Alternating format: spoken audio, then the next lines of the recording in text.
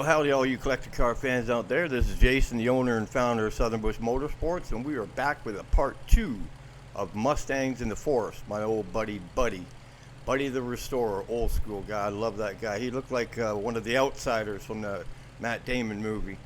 Hair greased back and didn't take crap from no one. But here's some of the other cars that he had. A couple Mustang right there. I don't know if anybody can see that VIN number, but you might be able to see what that car was about. I really didn't have a lot of information about these cars, and some of them were customer cars, like I said before.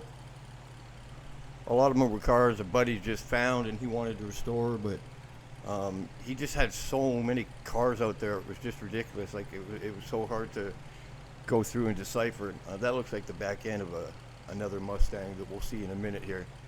YouTube gave me this new thing, and I'd really like to share it with my followers and people that are watching the video. When you go into where it tells you the title of the video, there's a thing there that says thanks. It's beside the share button. I guess if you hit that, you can help me out a little bit so I can keep going and fulfill my dream and finish my career off. I'd like to keep doing these videos, and it'll get into, when I'm done the Tales from the Bush, which will be quite a while from now. I wanted to get into making videos of your finds, of cars that you might have found over the years, or a car that you had, and doing the Tales from the Bush for you. And also wanted to start to get into some of the teaching people on what to do when you find a car, where to go, and how to decide if you want to spend the 3 year waiting for the restoration, and hitting that super thanks. I'm a little unfamiliar with it, but I do know that you can help me out by contributing to the channel. And we're also starting a Patreon.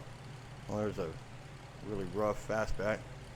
But all these little things will help, and you'll be able to do some subscription stuff, and that'll really help me out, because it sure would be good if I could do this full time like I used to, and really just pump this channel up. So just something to think about. Like I said, it's when you look at the title of each video, right by where it says share, you hit a super thanks and you can contribute to the channel.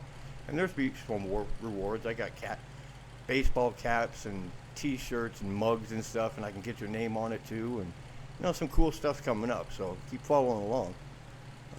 I think that was another Mark 1, not the one we saw earlier.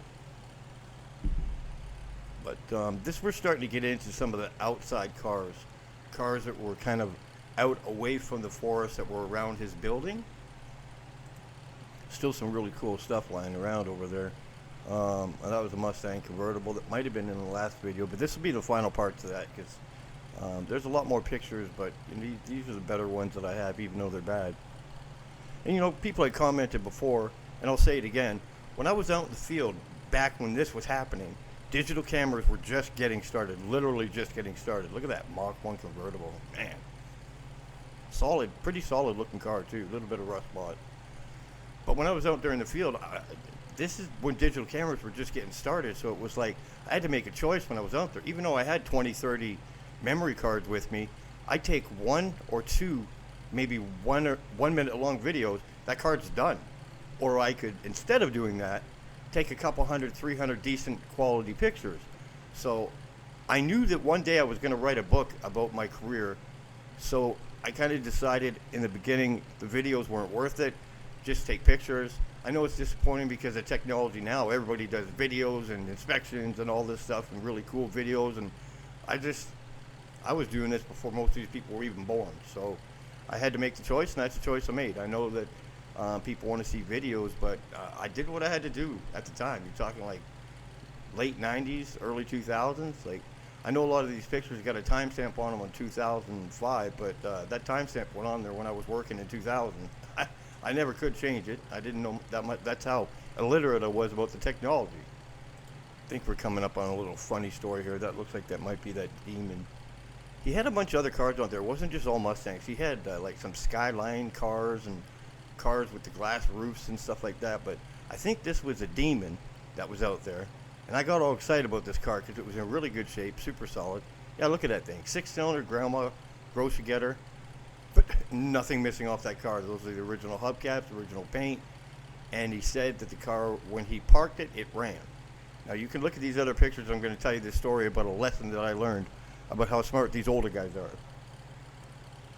He forgot to tell me this, but when I bought the car, I got all excited because it started right up. I'm like, great, I'm going to drive this thing around. Yeehaw! But what he didn't tell me is before he stuck it away, he was smart enough to run Varsol through the fuel system and fill up the tank with Varsol so it would rust out the bottom. And I guess that's what they did back there, parts cleaner, Varsol parts cleaner. So I just added some gas to it and giddy up. Boy, I made it about, I don't know, about 2 days, and that motor just locked up. You can't run a car on Varsol. Just in case you were wondering, you just can't do it. You shouldn't do it. It just rotted the inside of the motor out, and it really ticked me off because that car was completely untouched. It was such a grandma grocery getter car. I was so proud of it. There's the interior of it. A little rough, but it is what it is. It even had an old TV in the back. So now we're getting into some of these cars that were buried pretty far back into the forest. More bush than forest, but well, there's the back end of that. Look at that. Look at those quarters around the rear window. The quarters, nothing, just Carolina heat rust. That's what I like to call it. There's almost no rust on it at all. I had a bunch of darts out there. You can see them all lined up in the background there. And these are just cars that he pulled in, he bought, he liked them. You know, it was funny because some of these darts and demons and all that stuff out there, he didn't really care about those cars. He's pretty much a Ford guy, but you know, he had a business, he was running a business, and if a car came up, he towed it. Or he went and picked it up. But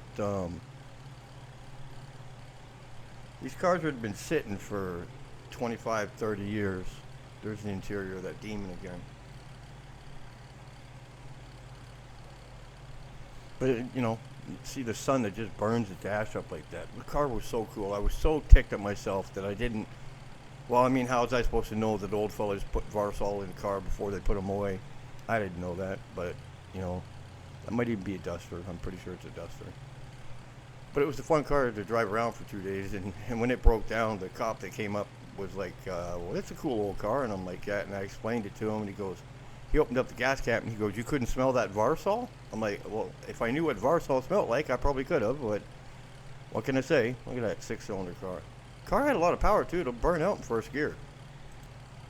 It was a fun little car to drive around, but, you know, this buddy guy, he was all about, I don't even know what that is in the picture of. He was all about old school methods on how to restore a car. He didn't like using putty. He used very little putty. I watched him file down some metal once, and I was like, just standing there watching the guy was mind-blowing. You know, a dart right there. Another dart. He had darts all over the place. I don't know if the town was crazy about darts or what, but you can see surface rust, but that's about it. You know, in the deep south, there's not a lot of anything else to do. There's cornet sitting right there. Again, top burnt off because of the heat, but that's pretty much it. I mean, looks like the quarters are a little rough on that car, but that's because of no trunk on it. The rain's been getting into that for 20-something years. I think that was a gold Duster in behind it there. But lots of cool cars out in the field. Definitely tons of parts. Lots of junk everywhere. Really hard to make heads or tails of it all. But, you know, we did what we had to do and kept going out there. There's a reason that grill that was in there. There was a grill and some seats in there. It was some pretty good stuff. But, you know, really straight Cornet. Was no fancy 6-pack or Hemi car like that. I think it was a 318 car, but she was solid and, you know, except for the interior, it was pretty complete, if I remember right. It's been a while since I've seen that car, but, you know, I'm pretty sure all the interior parts and all that stuff are there. The trunk, look at those old bias ply tires there. But even the trunk was pretty solid on it. The trunk lip, you can see that. Trunk lip's pretty solid on it. And it's just a cool old car to find. I pulled a lot of these cars out of here, and I ended up selling a lot for them. Luckily, Buddy was a patient guy because it was a little hard to get his stuff sold. Not to mention that generally I took pictures of what I could. Then when the money would come in, I would pull it out and arrange for shipping or arrange for pickup. You know, whatever the customer needed, I was always pretty helpful. I didn't mind delivering it as well. You know, if you needed it delivered, I would deliver it. It's not a problem. I think there's another angle of that Coronet. Actually, didn't even look like the engine was in that thing. No, maybe that's not the Coronet. That's not the Coronet. There's something down the side of it. But there's a lot of cool stuff out there. The Mustangs were definitely the focal point of the stuff that was out there. Let's see, what is that? WS23. I can't read that letter. Probably, I believe it was just a 318 car. But it was fun going through and all this stuff. Now this is the, I think they were called Skyliners. Boy, old buddy had a thing for these Skyliners. There was a ton of these things out there. You can see the top's glass on it. And he just had a ton of these things out there.